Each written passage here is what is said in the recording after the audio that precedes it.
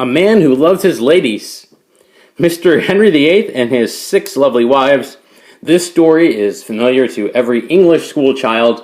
Probably not so familiar to you, but it's a great story, but it's also historically very significant because the effects of such kind of a silly thing, almost personal thing, all right, the king wants a new wife, is going to have a long-lasting effect on England and their role with the Catholic Church.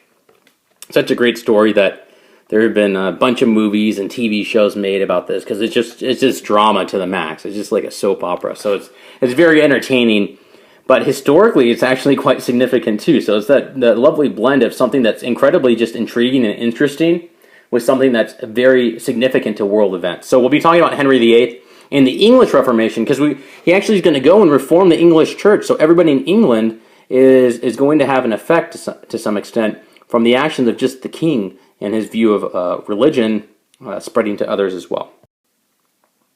Okay, so who was Henry VIII? He's from the Tudor family, so they're called the Tudor dynasty, or the Tudors. Here's what happens. Henry VIII actually has an older brother named Arthur. Arthur the brother. And Arthur gets married to a girl named Catherine of Aragon. Now remember, Ferdinand and Isabella, that's their daughter, is Catherine. And Arthur goes and is married to Catherine, and not for that long, Arthur's a little sickly kid, and he dies. And one thing to keep in mind is the passage from Leviticus. If a brother is to marry the wife of a brother, they will remain childless. Now, what you have here is you have Catherine of Aragon is now single, and what's going to happen? Henry VIII is going to go marry her. Now, this becomes a bit complex, because, as I'll show you, things don't work out so well for them, and maybe this passage, maybe there's something to it in the way that they interpret it. So we'll talk about that. Okay, so they're married for 24 years. They're married for a long time, and as they go, you can see they have these kids, and they either are stillborn or they don't live long, or they're not important. I used that. I just did the quotes with my fingers, which you could not see because they're women. Okay, so at the time, right, you want a boy, you want a king. Mary's actually going to be pretty significant, but we'll ignore that.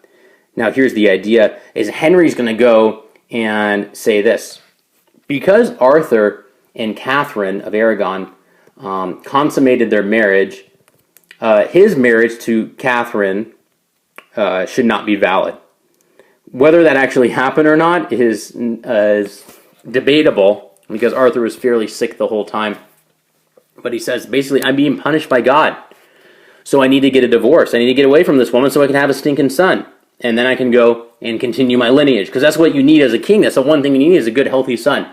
Also, it doesn't help that there's some women around the palace that he has an eye for. And, his wife's getting a little bit older, and she's becoming utterly useless. He sees her as overly religious, etc., etc.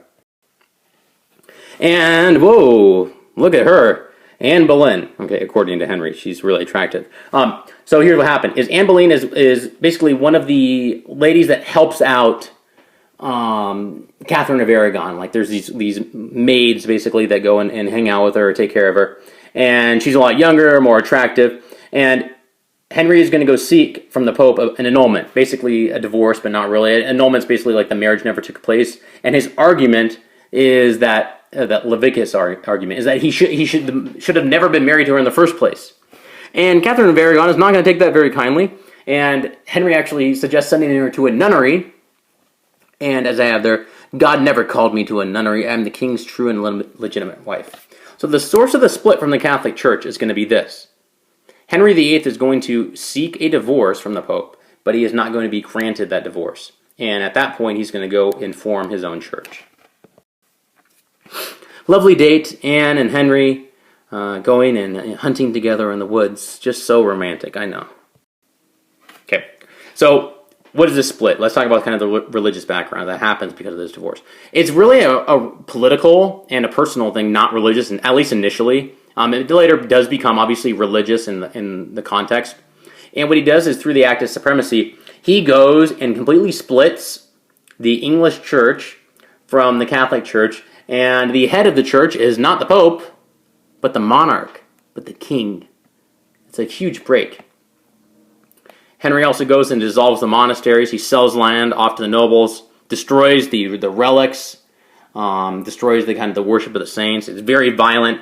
He's taking out anything that he can related to Catholicism. However, he did keep some traditional elements: transubstantiation, community for laity. You can go read. I'm not going to bore you with those. So back to Anne. She is not exactly liked by everybody. She's called the king's whore and the naughty prostitute. She does have a daughter with him, and her name's Elizabeth. She'll come into play later, but that's not exactly what he wanted. He wanted a son. She's not the submissive wife that he kind of would want. She's definitely feisty, which is one of those things that I guess he had found attractive about her. And she has 3 miscarriages and no male heir. He can't get it. She is accused of cheating and incest. Initially, Henry doesn't believe it. Eventually, whether or not he believes it or if he just wants to get on to a new wife, you have to read a little bit more to make that conclusion. And she is executed at the Tower of London. So 2 wives down. And you can read that here. Anne Boleyn, and the very famous story, she gets a French executioner to cut off her head. Nothing but the best to give her a good firm slice. Apparently, she was, she even made the executioner feel bad for executing her. And here's her final words. You can pause and take a look at that as primary source. Now the third one. Let's go to Jane Seymour. Finally, lucky number 3, he gets a son, little Eddie. However, she has some postnatal complications, meaning she basically got sick after she had the baby, and she died. Womp womp. And for this, because she gives him his final son, she is known as his legitimate wife. Number 4, my favorite, Anna Cleves. So Jane Seymour is done, and there's a suggestion, hey, let's get this girl over from Germany, and we can have a strategic alliance. And that's a good idea. There's a portrait drawn of Anne of Cleves, supposedly a little bit too flattering. I don't really think she looks that attractive in there, but whatever. And she comes over, and Henry essentially calls her the horse face, or the Flanders mare, which is why I have the horse right there. He never consummated the marriage and just got rid of her very, very quickly and divorced her because she was so ugly. Then he goes young. He goes to the first cousin of Anne Boleyn, who should be stupid because she realized what happened to her cousin. Her had her head chopped off. She's young, hot. By this time, Henry's all fat. He's a big old pussing, smelly ulcer on his body. And yeah, she's not exactly attracted by him, and she's accused of adultery. She meets the same fate as her cousin Anne and is beheaded. Little Kitty Howard is not so smart. And then, last but not least, wife number 6, Catherine Parr.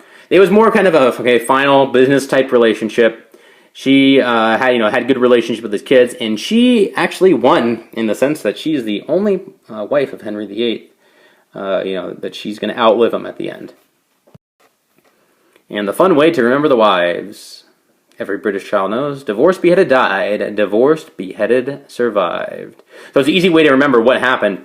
And you look at their names, Catherine, Anne, Jane, Anne, Catherine, Catherine. So they even have the same names. It makes it easy when he calls his wife. He's not going to get really mixed up when he goes, hey, Catherine, and not offend him, because half of them are named Catherine anyways. Okay, so there's Henry VIII. His influence on the story is great, and I could talk so much about the marriages and all the details and nuance. I have to cut it out. But there's plenty of stuff out there if you want to read that. But the idea of the English Reformation is very significant as well.